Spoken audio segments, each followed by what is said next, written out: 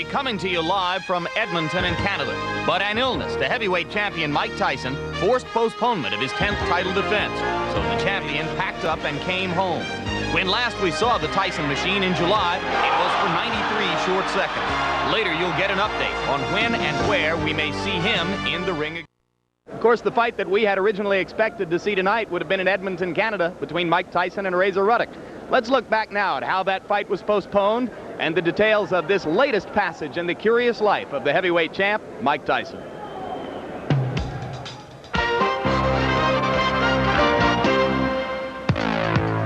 Iron Mike Tyson's 93-second disposal of Carl Williams marked a bittersweet ending to his 9th successful title defense.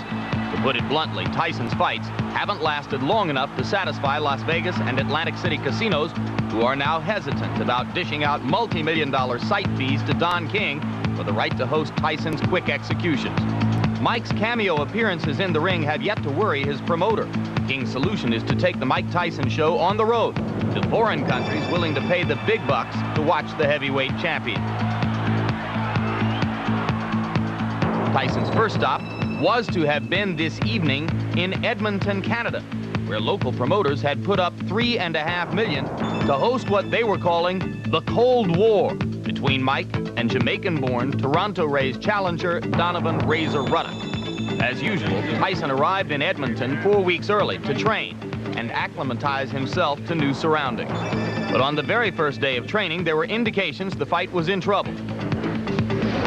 That sluggish feeling you're feeling right now is only from traveling. It'll leave you. That's why you're here a month, to get that out your system. That's why you're feeling like that. I have a flight. I'm cold. I get my cold out. I just had a rough week. Are you going to try and maybe hit some of the night spots in town? No. A second smoke signal went up when the champ, having looked lethargic, having complained of illness during his workouts, missed 4 days of training. King flew in Tyson's personal physician from Las Vegas. And then, on a Wednesday, a news conference was held, and the Cold War in Edmonton was temporarily put on ice. Mr. Tyson is and has been bothered by a condition known as costochondritis. It's a pleuritic chest pain.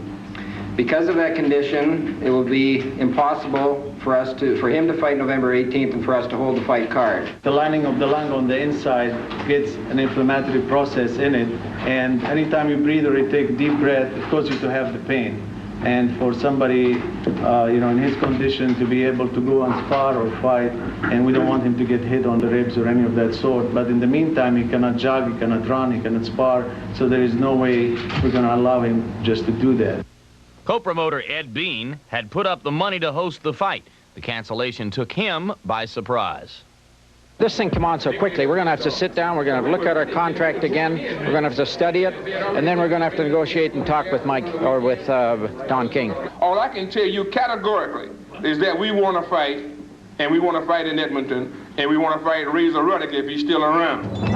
And there's no question in Ruddock's mind that he will be around. He's accepted the cancellation and says he will use the extra time to better prepare himself. I'm looking forward to the fight. I have no animosity against him. I'm an athlete, I'm a gladiator, and I'm looking forward to the challenge. But in this term, they're thinking about a lot of money, and they have to take every precaution necessary. So it's hard for me to judge them and say that, well, whatever they're doing is wrong or whatever, because maybe if I was in his shoes and I'm talking about millions of dollars, I'd probably do the same thing. So it's hard for me to judge him. I just want the fight to go on, and that's it. Clap for Dan. Clap for Dan. Clap for Dan. The Tyson and King entourage wasted little time blowing out of Edmonton on a flight back to the States, where Tyson claimed he'd be resting. But what would a Tyson fight or non-fight be without greater controversy? Recently, some reporters have questioned the severity of Tyson's maladies after having spotted the champ in a favorite Broadway nightclub at 2:30 in the morning. And so the Tyson saga continues.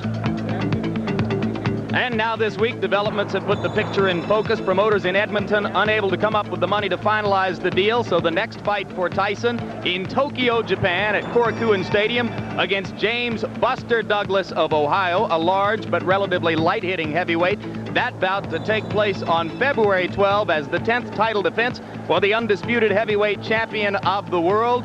who joins us now live right here at ringside in Las Vegas as we come back with a chance to talk to Mike Tyson. First of all, Mike, your health. How is the pleurisy condition which caused you to cancel the bout in Canada? Well, in my opinion, it was never really that bad to cancel the fight. You know what I mean? But my physician came up, and I had this slight pain while I was breathing, and it just made me uncomfortable. I'm sure if I would have just perhaps trained around 2 more weeks or so, I felt good to fight. You know, I don't believe in canceling a fight because you don't feel good. I feel, regardless of the situation, the show must go on. But, you know what I mean, I respect my physician, Mr. Elias Ganem, and he said it really wasn't worth it, so we canceled the fight. You feel bad for Ruddock? Hey, you know what I mean, I wasn't worried about anyone beating me and taking my title, but that means. You were here tonight as a fight fan, Mike. Just give us your impressions of Chavez and your impressions of Chavez when he fights Taylor. I'm looking for a spectacular fight. There's by no doubt going to be a war. And I mean, from this last performance, Chavez is always a business-like, calm, collect killer. You know what I mean? But I've seen him get hit a few times, punches that very, you know what I mean, it's unnecessary to be hit with by a fighter that's not of a high caliber of a Meldrick Taylor. And just a matter of fact, because fighting is all in the mind, I believe, you know, it's all mental. And if he goes and you have a totally different frame of mind against Taylor, anything can happen. But Taylor, I say, I give him a good chance. Okay, let's speaking about other fights besides your own, did you see the Holyfield-Stewart fight? And if you did, your impression of Holyfield? Well, it's tough. He was in there with a guy that was up for the occasion, and it's hard to fight well against a guy that's in there, and he's totally up for that fight. He's up particularly for you. He dreams about you, he thinks about you, he's nervous, and that's all he thinks about. And he was up for the fight. He was hurt a couple of times, but he refused to go down because, like I said before, the heat of the moment, the adrenaline's pumping, and he wanted to give a good account of himself, and he came to win. Which brings us to the obvious question. You're fighting Buster Douglas in Tokyo on February 12th. You know that the real public interest is not in a Buster Douglas fight, but when are you going to fight Evander Holyfield? Printed reports this week suggest it'll happen in June. Will it?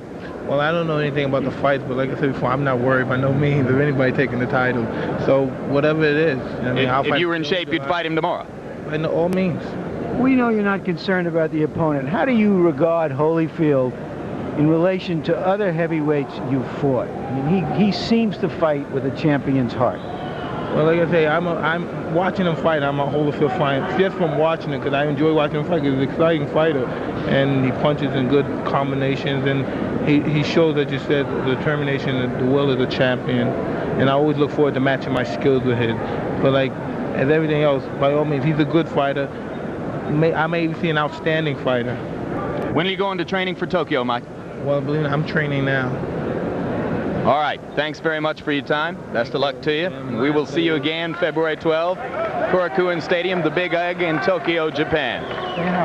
So the heavyweight champion makes his way back to an adoring public, which has mobbed us.